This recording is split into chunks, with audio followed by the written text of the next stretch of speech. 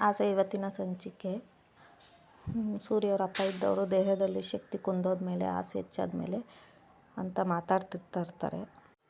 ಶಕ್ತಿ ಎಲ್ಲ ಕುಂದೋದ್ಮೇಲೆ ಇಂಥ ನೋವುಗಳನ್ನೆಲ್ಲ ಅನುಭವಿಸೋದು ಕಷ್ಟ ಕಣಪ್ಪ ಅಂತ ಹೇಳ್ತಾ ಇರ್ತಾರೆ.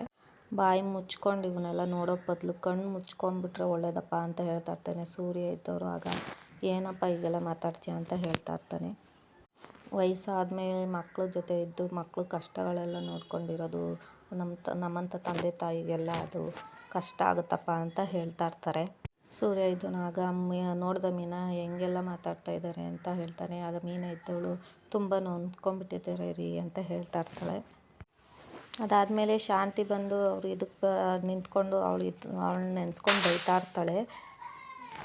ಮೋಹಿನಿನೆಲ್ಲ ಮೀರಿಸೋ ಅಂಥ ಜಗನ್ ಮೋಹಿನಿ ಅವಳು, ಎಷ್ಟು ನಂಬಿದ್ದೆ ಅವಳನ್ನ ನಾನು, ಎಷ್ಟೆಲ್ಲ ಗುಣಗಾನ ಮಾಡಿದ್ದೆ ಅವಳನ್ನ ಗುಣಗಾನ ಮಾಡೋದು ಬಿಟ್ಟು ಲಕ್ಷ್ಮೀ ಸಹಸ್ರನಾಮನೋ ಯಾವುದೋ ಹೇಳ್ಕೊಂಡಿದ್ದೀರಿ ಎಷ್ಟೋ ಒಳ್ಳೇದಾಗ್ತಿತ್ತು ಅಂತ ಹೇಳ್ತಾ ಇರ್ತಾರೆ. ಅನ್ನಿಷ್ಟೇ ಪಾಪಿಷ್ಟೇ ಅವಳು, ನನ್ನ ಮಗನಿಗೆ ಮೋಸ ಮಾಡಿದವಳು ಸಿಕ್ಕಾಕೊಳ್ಳಿ ಅಂತ ನಾನಿದ್ರೆ ಇವಳು ಬಂದು ತಗ್ಲಾಕೊಂಬಿಡೋದ ಅಂತ ಹೇಳ್ತಾ ಇರ್ತಾಳೆ. ಅವ್ರ ಫ್ರೆಂಡ್ ಇದ್ದವರು ಈಗೆಲ್ಲ ಆಗಿದೆ ಅಂದರೆ ನಂಗೆ ನಂಬೋಕ್ಕೆ ಆಗಲ್ಲ ಶಾಂತಿ ಅಂತ ಹೇಳ್ತಾ ಇರ್ತಾಳೆ. ಹೇಗೆ ನಂಬ್ತೀಯ ನೀನು ಅಂತ ಶಾಂತಿ ಹೇಳ್ತಾ ಇರ್ತಾರೆ. ನೀನು ಸಾಕಿದ ಗಿಣಿನ ತಂದು ನನ್ನ ಪಂಜರದೊಳಗೆ ಹಾಕ್ಬಿಟ್ಟೆಲ್ಲ ನೀನು. ನಾನೆಲ್ಲೇ ಸಾಕಿದ್ದೆ, ಮನೆಗೆ ಬರೋವಳು ಮಸಾಜ್ ಮಾಡೋವಳು ಹೋಗ್ತಿದ್ಲು ಅಷ್ಟೇ. ಒಂದು ದಿನಕ್ಕೂ ನಾನು ಯಾರು ಏನು ಅಂತ ಅವಳನ್ನ ನಾನು ಕೇಳ್ಕೊಂಡೇ ಇರಲಿಲ್ಲ. ಅದೇನೋ ಅಪ್ಪ ನೀನು ಬಂದೆ ಅವಳ ಕತೆಗಳನ್ನೆಲ್ಲ ಹೇಳೋಕ್ಕೆ ಶುರು ಮಾಡಿಬಿಟ್ಲು. ಶಾಂತಿ ಇದ್ದವರು ಹ್ಞೂ ಕಣೆ ಹೇಳೆ, ನನ್ನ ಹಣೆ ವಿಶಾಲವಾಗಿತ್ತಲ್ವ ಅದಕ್ಕೆ ಬಳದ್ಬಿಟ್ಲು ವಿಭೂತಿನ. ಮಾಡೋದೆಲ್ಲ ಮಾಡಿಬಿಟ್ಟು ನಂದೇ ತಪ್ಪು ಅಂತ ಹೇಳ್ತಿದ್ದೀಯಲ್ಲ ನೀನು. ಆಗ ಅವರಿದ್ದವರು ನಾನೇನೇ ಮಾಡಿದೆ ಅಂತ ಕೇಳ್ತಾ ಇರ್ತಾರೆ. ಆಗ ಶಾಂತಿ ಇದ್ದವರು ಎಲ್ಲ ಸರಿಯಾಗಿದ್ದಾಗ ನಾನು ಕರ್ಕೊಂಬಂದು ಹುಡುಗಿ ಅಂತ ಎಲ್ಲ ಹೇಳ್ತಿದ್ದೆ, ಹಾಗೆಲ್ಲ ಕೊಚ್ಕೊತಿದ್ದೆ, ಇವಾಗ ಮಾತ್ರ ನಿನಗೂ ಅದಕ್ಕೂ ಸಂಬಂಧನೇ ಇಲ್ಲ ಅಲ್ವಾ. ಆಗ ಶಾಂತಿ ಇದ್ದವರು ನನಗೆ ನ್ಯಾಯ ಬೇಕು ಅಷ್ಟೇ. ನನಗೆ ಅವಳನ್ನ ಯಾಕೆ ನನ್ನ ಮೇಲೆ ಚೂ ಬಿಟ್ಟೆ ಅಂತ ನನಗೆ ಹೇಳ್ಬೇಕು ಅಷ್ಟೇ ಈಗ, ಇಲ್ಲಾಂದರೆ ನಿನ್ನ ಬಟ್ಟೆ ಒಗ್ದಾಕ್ಬಿಡ್ತೀನಿ ಅಂತ ಹೇಳ್ತಾ ಇರ್ತಾರೆ. ಆಗ ಅವರಿದ್ದವರು ದೇವರಾಣೆ ನನಗೆ ಗೊತ್ತಿಲ್ಲ ಶಾಂತಿ, ನನಗೆ ಗೊತ್ತಿರೋದು ಆ ಮೇಕಪ್ ಮಾಡೋ ರೋಹಿಣಿ ಅಷ್ಟೇ, ಮಲೇಷಿಯನ್ ಸೊಸೆ ಅಂತ ಅವಳು ನಿನಗೆ ಹೇಳಿದಲ್ವಾ, ಮತ್ತ್ಯಾಕೆ ಅವಳು ಮಲೇಷಿಯನ್ ಅಂತ ನೀನು ಕೊಚ್ಕೊಂಡಿದ್ದು ಅಂತ ಕೇಳ್ತಾ ಇರ್ತಾರೆ ಶಾಂತಿಯವರು. ಆಗ ಇವರಿದ್ದವರು ಬಿಟ್ಟಿ ಪ್ರಚಾರ ನಾನೊಂದು ಸ್ವಲ್ಪ ಇದು ಮಾಡೋಣ ಅಂತ ಇದು ಮಾಡ್ತಿದ್ದೆ ಅಂತ ಹೇಳ್ತಾ ಇರ್ತಾರೆ.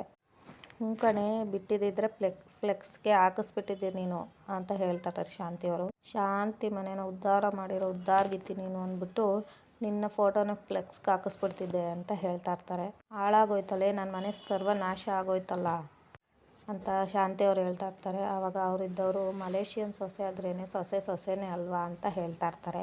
ನಿನ್ನ ಬಾಯಿಗೆ ಕೆಂಡನ ಉಂಡೆ ಮಾಡಿ ಸುಟ್ಟು ಬಾಯಿಗೆ ಹಾಕ್ಬಿಡ್ತೀನಿ. ಯಾವಳೆ ಸೊಸೆ, ಹೂ ಮಾರೋವಳಿಗಿಂತ ಹತ್ತತ್ತ ಆಗೋದ್ಲಲ್ಲೇ ಇವಳು. ಅವಳಾದ್ರೂ 4 ಕಾಸು ಕಷ್ಟಪಟ್ಟು ದುಡ್ದು ಗಂಡನ ಬೆಳೆಸ್ತಾ ಇದ್ದಾಳೆ. ಇವಳು ತಲೆ ತುಂಬ ಗುಂಗುರು ಇದೆ, ಮೋಸನೆ ಬರೀ ಇವಳ್ದೆಲ್ಲ ಅಂತ ಹೇಳ್ತಾ ಇರ್ತಾರೆ ಶಾಂತಿಯವರು. ನನ್ನ ಗಂಡನ ದುಡ್ಡನ್ನ ನನಗೆ ಹೇಳ್ದಂಗೆ ಹೊಡೆದ್ಬಿಟ್ಲಲ್ಲ ಇವಳು. ನನ್ನ ಮನೆ ದುಡ್ಡಲ್ಲಿ ಆ ಬಿಣ್ಣನ್ಗಿತ್ತಿ ಪಾರ್ಲರ್ ಓಪನ್ ಮಾಡಿದ್ಲು, ಅದು ನಾಶನ ಹಿಡ್ದು ಹೊಂಟೋಗ್ಲಿ ಅಂದರೆ ಅದು ನನ್ನ ಹೆಸರಲ್ಲಿಲ್ಲ. ತಿಂದಿದ್ದು ನನ್ನ ತಟ್ಟೆಯಲ್ಲಿ, ತೇಗಿದ್ದು ನನ್ನ ಮಗನ ಕಿವಿಲಿ.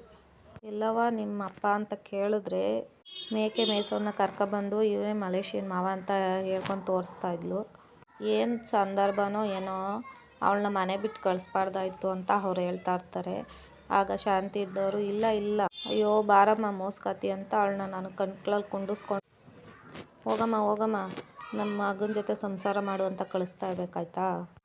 ನಮ್ಮ ಮನೆ ಅಂಗಳ ದಾಟಂಗಿಲ್ಲ ಅವಳು, ಮನೆ ಒಂದು ಅಗ್ಲು ಅನ್ನ ತಿನ್ನಂಗಿಲ್ಲ ಅವಳು, ನನ್ನಂತ ಅತ್ತೆಗೆ ಮೋಸ ಮಾಡಿಬಿಟ್ಲಲ್ಲ ಅವಳು ಅಂತ ಚೆನ್ನಾಗಿ ಬೈತಾ ಇರ್ತಾರೆ. ಬಣ್ಣದ ಚಿತ್ರ ಬಿಡಿಸ್ಬಿಟ್ಲು ಆ ಚಿತ್ರಾಂಗದೆ. ಎಲ್ಲಿವರೆಗೂ ನನ್ನ ಮೂಗಿನ ಇದರಲ್ಲಿ ಗಾಳಿ ಇದಾಗುತ್ತೋ ಅಲ್ಲಿವರೆಗೂ ಅವಳು ನಾನು ಸುಳಿಯಂಗಿಲ್ಲ ಅಂತ ಹೇಳ್ತಾ ಇರ್ತಾರೆ. ಆಗ ಅವರಿದ್ದವರು ಪಾಪ ಕಣೆ ಅವಳು ಅಂತ ಹೇಳ್ತಾ ಇರ್ತಾರೆ. ಏನಂದೆ, ಪಾಪ ಅಲ್ಲ ಕಣೆ ಅವಳು, ಪಾಪಿ ಕಣೆ ಅಂತ ಹೇಳ್ತಾ ಇರ್ತಾರೆ. ಅವರಿದ್ದವರು ಸರಿ ನೀನು ಬ್ಯಾಗ್ ತಂದಿರೋದು ಯಾಕೆ ಅಂತ ಕೇಳ್ತಾ ಇರ್ತಾರೆ. ಯಾಕೆ ಅಂದರೆ ನನ್ನ ಬ್ಯಾಗ್ ತರದಲ್ಲೇ ಇನ್ನೆಲ್ಲಿ ಈ ವಯಸ್ಸಲ್ಲಿ ಎಲ್ಲಿಗೆ ಹೋಗಿರಲಿ, PGಗೋ ಹಾಸ್ಟೆಲ್ಗೋ ಹೋಗೋಕ್ಕಾಗುತ್ತೆ ಅಂತ ಹೇಳ್ತಾ ಇರ್ತಾರೆ. ಅದಕ್ಕೆ ಅವರಿದ್ದವರು ಮನೆ ಇಲ್ವೇನೆ ಅಂತ ಕೇಳ್ತಾರೆ. ಅವಮಾನ ಆಗುತ್ತೆ ಕಣೆ, ನೀನು ಕರ್ಕೊಂಬಂದಿರೋ ಸೊಸೆ ಎಂತ ನಂಗ್ಲಿ ಅಂತ ಹೇಳಿದ್ರೆ ಅವಮಾನ ಆಗುತ್ತೆ ಕಣೆ ಅಂತ ತಂದಿದ್ದಾಳೆ ನೋಡು ಅಂತ ಆಡ್ಕೊತಾರೆ. ಸಾಲದಕ್ಕೆ ಅದೆಲ್ಲ ಆಗಬೇಕಾಗಿಲ್ಲ ನನಗೆ ಅಂತ ಹೇಳ್ತಾ ಇರ್ತಾರೆ. ನೀನು ಅವರಿದ್ದವರು ಯಾವಾಗಾದರೂ ಯಾವಾಗ ಹೋದ್ರೂ ಅದನ್ನೇ ಮಾತಾಡ್ತಾರೆ ಅಲ್ವೇನೆ ಅಂತ ಹೇಳ್ತಾ ಇರ್ತಾರೆ. ಆಗ ಶಾಂತಿ ಇದ್ದವರು ಮರಿಬೇಕು, ಅವಳು ಆ ಮನೆ ಸೊಸೆ ಅನ್ನೋದನ್ನೇ ಎಲ್ಲರೂ ಮರಿಬೇಕು. ಮನೋಜ ಅವಳು ಹೆಂಡತಿ ಅನ್ನೋದನ್ನೇ ಕೈ ಬಿಟ್ಬಿಡ್ಬೇಕು. ನಮ್ಮ ಡಿಂಗ್ರಿಗೂ ನೀನು ಕರ್ಕೊಂಬಂದಿರೋ ಗುಂಗ್ರಿಗೂ ಯಾವ ಸಂಬಂಧನೂ ಇಲ್ಲ, ಎಲ್ಲ ಕಟ್ಟಾಗಬೇಕು. ಅಲ್ಲಿ ತನಕ ನಾನು ಇಲ್ಲೇ ಠಿಕಾಣಿ. ಹಾಗಿದ್ದವ್ರು ಅಂತ ಅವ್ರು ಬಾಯಿ ಬಿಡ್ತಾ ಇರ್ತಾರೆ. ಯಾಕೆ ಅಂತ ಬಾಯಿ ಬಿಡ್ತೀಯಾ, ಇಷ್ಟ ಆಯ್ತಾ ಇಲ್ವಾ ಅಂತ ಕೇಳ್ತಾ ಇರ್ತಾಳೆ ಶಾಂತಿ ಅವರು. ಇಲ್ಲ ಅಂದರೆ ಈಗ ಹೊಂಟೋಗ್ತೀನಿ ಅಂತ ಹೇಳ್ತಾ ಇರ್ತಾರೆ. ಆಗ ಇವರಿದ್ದವರು ಇರು ಇರು ಇರು ಅಂತ ಹೇಳ್ತಾ ಇರ್ತಾರೆ. ಆಯ್ತು ನಿನಗೆ ಎಷ್ಟು ದಿವಸ ಬೇಕಾಗುತ್ತೋ ಅಷ್ಟು ದಿವಸ ಇರು, ನಿಮ್ಮನೆ ಥರನೇ ಅಲ್ವಾ ಅಂತ ಹೇಳ್ತಾ ಇರ್ತಾರೆ. ಆಮೇಲೆ ಕಾಫಿ ತಂದ್ಕೊಡ್ಲ ಅಂತ ಈಗಲೇ ಉರಿತೈತೆ, ಅದಕ್ಕೆ ತುಪ್ಪ ಸುರಿತಾ ಇದೆಯಾ ಹಂಗೆ ಹಿಂಗೆ ಅಂತ ಹೇಳ್ತಾ ಇರ್ತಾರೆ ಶಾಂತಿಯವರು. ಆಮೇಲೆ ಫ್ರಿಜ್ಜಲ್ಲಿ ತಣ್ಣೀರು ಕೋಲ್ಡ್ ನೀರಿದೆ, ಬೇಕಾದ್ರೆ ತಂದ್ಕೊಡ್ಲ ಅಂತ ಹೇಳ್ತಾರೆ. ಸರಿ ಆಯಿತು, ನಿಮ್ಗೆ ಯಾವಾಗ ಏನು ಬೇಕೋ ಎತ್ಕೊಂಡು ಕುಡಿ ಅಂತ ಹೇಳ್ಬಿಟ್ಟು ಅವ್ರು ಇದು ಮಾಡ್ತಾರೆ. ಈಗ ಸ್ವಲ್ಪ ಸುಧಾರಿಸ್ಕೊ ನೀನು ಅಂತ ಹೇಳ್ತಾರೆ. ಅದಾದಮೇಲೆ ಸೂರ್ಯ ಮತ್ತು ಮೀನಾ ಇದ್ದವಳು ಸೂರ್ಯನ ಬನ್ನಿ ಟಿಫನ್ ಮಾಡಿ ಅಂತ ಹೇಳ್ತಾ ಇರ್ತಾರೆ.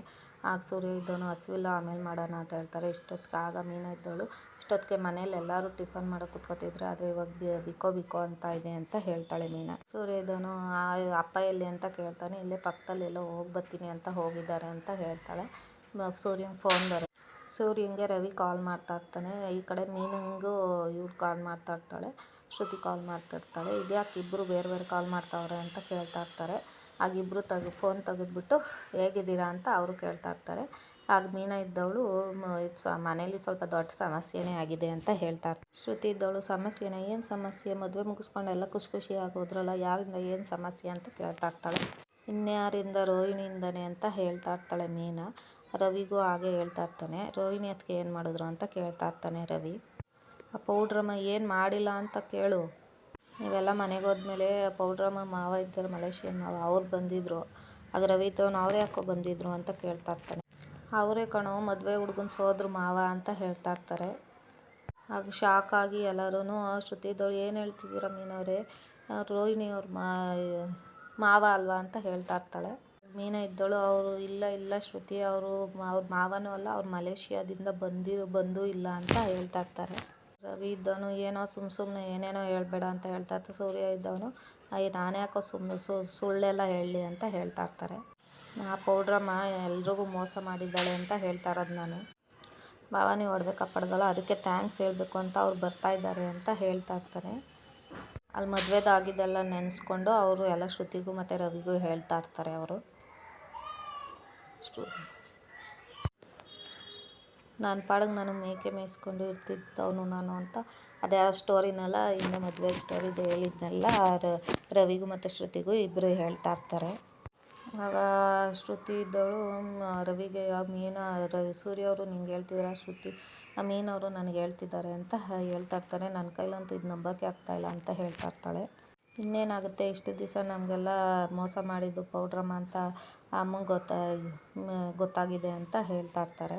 ಒಂದೇ ಸಲ ಭರತನಾಟ್ಯಮ್ ಕೂಚಿಪುಡಿ ಎಲ್ಲ ಆಡ್ಬಿಟ್ರು ಅಂತ ಹೇಳ್ತಾ ಇರ್ತಾನೆ ಸೂರ್ಯ. ಆಮೇಲೆ ಅವರು ಅತ್ತೆ ರೋಹಿಣಿನ ಎಲ್ಲ ಹೊರ್ಗೆ ಹಾಕಿದ್ದಾರೆ ಅಂತ ಹೇಳ್ತಾ ಇರ್ತಾರೆ. ಅಮ್ಮನೂ ಹೊರಗಡೆ ಹೋಗಿದ್ದಾರಾ ಅಂತ ರವಿಗೂ ಹೇಳ್ತಾ ಇರ್ತಾನೆ. ರವಿ ಹೇಳ್ತಾರೆ, ಅವರು ಕಸ್ತೂರಿ ಆಂಟಿ ಮನೆಗೆ ಹೋಗ್ಬಿಟ್ರು ಕಣೋ, ಈ ಮನೋಜ ಅಂತೂ ಬರ್ತಾನೆ ಹೋಗ್ತಾನೆ, ಏನು ಸರಿ ಇಲ್ಲ ಕಣೋ ಅಂತ ಹೇಳ್ತಾ ಇರ್ತಾನೆ ಸೂರ್ಯ. ರೋಹಿಣಿ ಅವ್ರು ಹೀಗೆ ಅಂದರೆ ನನಗೆ ನಂಬೋಕ್ಕೆ ಆಗ್ತಿಲ್ಲ ಮೀನವ್ರೆ ಅಂತ ಹೇಳ್ತಾ ಇರ್ತಾಳೆ ಶ್ರುತಿ. ಇದ್ದವಳು ಇದೆಲ್ಲ ಆಗಿದೆ, ನಾವು ಇಲ್ಲಿ ಬಂದುಬಿಟ್ಟಿದ್ದೀವಲ್ಲ ಅಂತ ಹೇಳ್ತಾ ಇರ್ತಾಳೆ. ಆಗ ಮೀನಾ ಇದ್ದವಳು ನೀವು ಅಲ್ಲೇ ಇರಿ ಏನಾಗಲ್ಲ ಅಂದ್ಬಿಟ್ಟು ಇದು ಮಾಡ್ತಾ ಇರ್ತಾಳೆ. ನಿಮ್ಗೆ ವಿಷಯ ಗೊತ್ತಾಗಲಿ ಅಂತ ಅಷ್ಟೇ ಅಂತ ಹೇಳ್ತಾ ಇರ್ತಾಳೆ. ಇಲ್ಲ ಮೀನವ್ರೆ, ನಾನು ಬರಲೇಬೇಕು, ರೋಹಿಣಿಯವ್ರನ್ನ ಮಾತಾಡಿಸ್ಬೇಕು ಅಂತ ಹೇಳ್ತಾ ಇರ್ತಾಳೆ ಶ್ರುತಿ. ಹಾಗೆ ಮೀನಾ ಇದ್ದವಳು ಈಗ ಅವ್ರ ಮನೇಲಿ ಇಲ್ಲ ಅಂತ ಹೇಳ್ತಾಳೆ. ಹಾಗಿದ್ರೆ ಯಾವಾಗ ಬರ್ತಾರೆ ಅವರು ಅಂತ ಹೇಳ್ತಾ ಇರ್ಬೇಕಾದ್ರೆ ಮೀನಾ ಅತ್ತೆ ಬರೋಕ್ಕೆ ಹೇಳ್ದಲ್ಲ, ಅವ್ರು ಬರೋಲ್ಲ ಅನಿಸುತ್ತೆ ಅಂತ ಹೇಳ್ತಾ ಇರ್ತಾಳೆ. ಆಮೇಲೆ ಸೂರ್ಯ ಅವರು ಬರ್ತೀನಿ ಅಂತ ಹೇಳ್ತಿದ್ದಾರೆ ಅಂತ ಮೀನಾನು ಬರ್ತಾರೆ ಅಂತ ಹೇಳ್ತಿದ್ದಾಳೆ. ಸರಿ ಬರಲಿ ಬಿಡು ಅಂತ ಹೇಳ್ತಾರೆ. ಇವನಾದರೂ ಹೇಳಿದ್ರೆ ಸಕ್ಕರೆ ಮನೆಗೆ ಬರ್ಬೋದೇನೋ ಅಂತ ಹೇಳ್ತಾ ಇರ್ತಾನೆ. ಆಗ ಇವ್ರು ಇದ್ದವಳು ಪೌಡ್ರು ಎಲ್ಲಿ ಹೋದ್ಲು ಅಂತ ಗೊತ್ತಾಗ್ತಿಲ್ಲ ಅಂದರೆ ಇನ್ಯಾರ ಮನೆಗೆ ಹೋಗಿರ್ತಾಳೆ, ಪೂಜೆ ಅವ್ರ ಮನೆಗೆ ಹೋಗಿರ್ತಾಳೆ ಅಂತ ಹೇಳ್ತಾ ಇರ್ತಾಳೆ ಮೀನಾ. ಕರೆಕ್ಟು ಅನಿಸುತ್ತೆ ಅಂತ ಹೇಳ್ತಾ ಇರ್ತಾನೆ ಸೂರ್ಯ.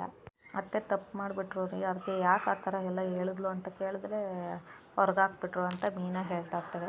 ಆಗ ಸೂರ್ಯ ಇದ್ದವನು ಸರಿ ಸುಳ್ಳು ಹೇಳಿ ಮದುವೆ ಮಾಡ್ಕೊಳ್ಳೋದು ಅಂದರೆ ಯಾಕೆ ಹೇಳಿದೆ ಅಂತ ಬೇರೆ ಕೇಳಬೇಕಿತ್ತಾ, ಸುಳ್ಳು ಹೇಳಿದ ನಿಜಾನೇ, ಆದರೆ ಯಾವ ಕಾರಣಕ್ಕೆ ಆ ಥರ ಹೇಳಿದ್ರು ಅಂತ ತಿಳ್ಕೊಬೇಕಲ್ವ ಅಂತ ಮೀನಾ ಹೇಳ್ತಾ ಇರ್ತಾಳೆ.